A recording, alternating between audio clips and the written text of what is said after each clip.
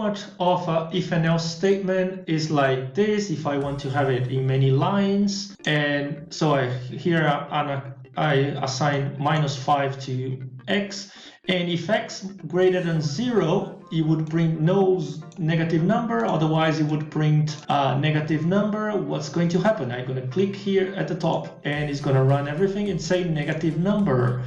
Professor, can I put it in the same line? Yes, you can. Everything in the same line would be like this, and it runs in one line. Professor, what's this stuff? The curly brackets, guys, refer to a block of code.